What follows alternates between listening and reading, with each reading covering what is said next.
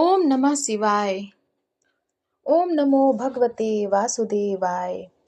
जय श्री कृष्ण भक्तगण। आज श्रीमद् भगवत गीता के 8वें अध्याय का महात्म्य हम आपको बताने जा रहे हैं। भगवान शिव कहते हैं, हे देवी, अब 8वें अध्याय का महात्म्य सुनो।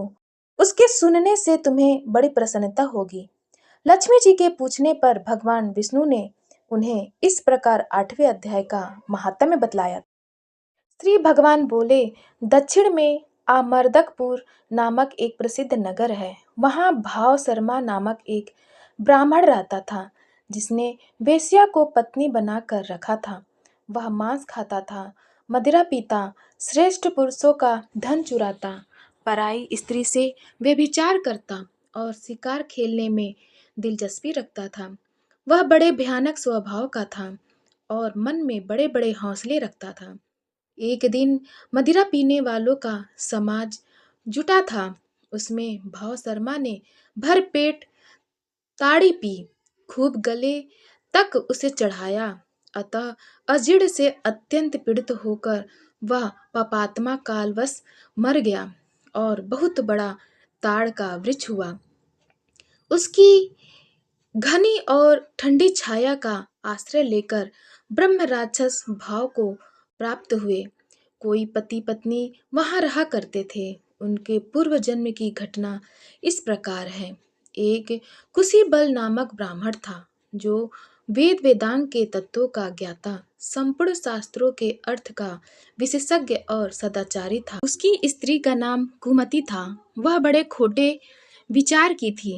वह ब्राह्मण विद्वान होने पर भी अत्यंत लोभवश अपनी स्त्री के साथ प्रतिदिन भैंस, काल पुरुष और घोड़े आदि दानों के ग्रहण किया करता था, परंतु दूसरे ब्राह्मणों को दान में मिली हुई कौड़ी भी नहीं देता था। वे ही दोनों पति पत्नी कालवश मृत्यु को प्राप्त होकर ब्रह्म राक्षस हुए। वे भूख और प्यास से पीड़ित हो इस पृथ्वी पर घूमते हुए उसी ताड़ वृक्ष के पास आए और उसके मूल भाग में विश्राम करने लगे। पत्नी ने पति से पूछा, नाथ, हम लोगों का यह महान दुख कैसे दूर होगा? ब्रह्म राक्षस योनि से किस प्रकार हम दोनों की मुक्ति होगी? ब्राह्मण ने कहा, ब्रह्म विद्या के उपदेश, अध्यात्म तत्व के विचार और कर्म विधि के ज्ञान बिना किस प्रकार संकट से छुटकारा मिल सकता है? पत्नी ने पूछा, किम तद ब्रह्म, किम ध्यात्मम, किम कर्म पुरुषोत्तम? पुरुषोत्तम, वह ब्रह्म क्या है? अध्यात्म क्या है? और कर्म कौन सा है? उसकी पत्नी इतना कहते ही जो आश्चर्य की घटना घटित हुई, उसको सुनो। उपर्युक्त वाक्य गीता के 8वें अध्याय का आधा श्लोक था।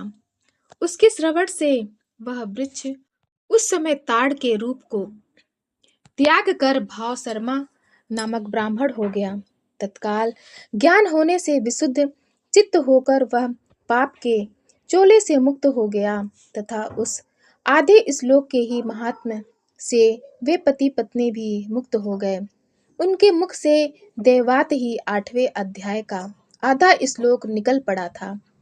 तदंतर आकाश से एक दिव्य विमान आया और वे दोनों पति पत्नी उस विमान पर आरूढ़ होकर स्वर्ग लोक को चले गए।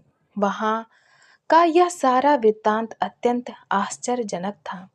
उसके बाद उस बुद्धिमान ब्राह्मण भाव शर्मा ने आदर पूर्वक उस आधे श्लोक को लिखा और भगवान जनार्दन की आराधना करने की इच्छा से वह मुक्तिदायिनी काशीपुरी में चला गया।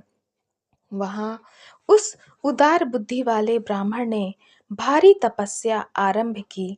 उसी समय क्षीर सागर की कन्या भगवती लक्ष्मी ने हाथ जोड़कर देवताओं के भी देवता जगतपति जनार्दन से पूछा, हे नाथ, आप सहसा नींद त्याग कर खड़े हो गए।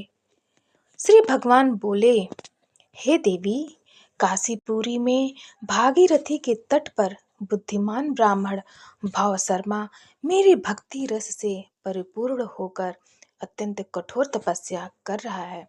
वह अपनी इंद्रियों के वश में करके गीता के 8वें अध्याय के आधे श्लोक का जप करता है। मैं उसकी तपस्या से बहुत संतुष्ट हूँ। बहुत देर से उसकी तपस्या के अनुरूप फल का विचार कर रहा था। प्रिय, इस समय वह फल देने को मैं उत्कंठित हूँ। पार्वती जी ने पूछा, भगवान श्री हरि सदा प्रसन्न होने पर भी जिसके लिए चिंतित हो उठे थे, उस भगवत भक्त भाव शर्मा ने कौन सा फल प्राप्त? श्री महादेव जी बोले, हे देवी, द्विज श्रेष्ठ भाव शर्मा प्रसन्न हुए।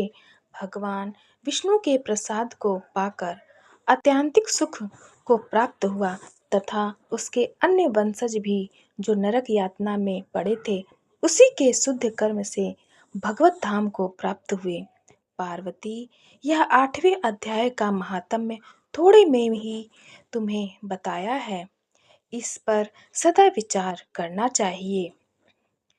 श्रीमद्भागवत गीता के अगले अध्याय का महात्म्य जानने के लिए आप हमारे चैनल सनातन कथा संग्रह को लाइक करें, शेयर करें और सब्सक्राइब करें। धन्यवाद।